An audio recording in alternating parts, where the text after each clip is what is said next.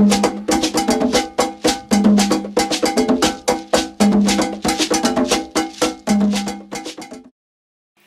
guys, Paolo here.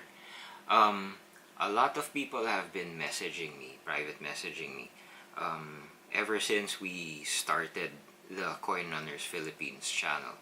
And normally, ang sasabihin ko sa kanila is we're a crypto education channel, no? Pero yung conversations, palaging nauuwi sa, may trading pala dyan.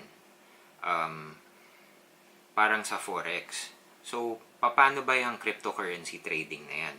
So, I decided, because ang dami rin namang mga beginners na nanonood nung mga videos namin, I decided to create a documentary of my own personal journey in learning how to trade cryptocurrency. Now, mind you, this isn't a formal learning how to trade course, but you can expect the videos progression or the series progression to take the same learning progression that I went through in learning how to trade cryptocurrency. So, pag-uusapan natin yung tatlong klaseng analysis, which is fundamental analysis, technical analysis, pati sentiment analysis. At the same time, mag-aaral tayo kung paano mag-setup ng mga chart, how to formulate our own trading strategies, determining ano yung ideal conditions for us personally on when we're gonna put in our trades. Are we gonna go long? Are we gonna go short?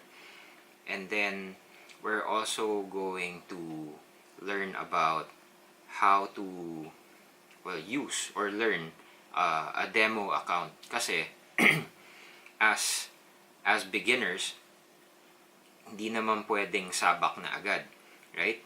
So, ang maganda dito sa cryptocurrency trading is there are cryptocurrency exchanges where you can set up a demo account. And normally, pagbaguhan, madaming talo, right? Pag nagte-trade. At least sa demo account, hindi totoong pera. It's not real money that you're gonna be losing. And then eventually, from the demo account, we're gonna be progressing to a live account where we're gonna be trading with actual money and cryptocurrency. So, I hope that this series comes out to be very helpful for you guys, for all the beginners who are watching on the Coin Runners channel. And I hope that for every video, I will be able to at the very least, make a contribution to your learning, your own personal learning progression. So, that's it for now. If I forgot anything, and this is the series intro, if I forgot anything, I'll make sure to mention it in the succeeding videos. So, let's start.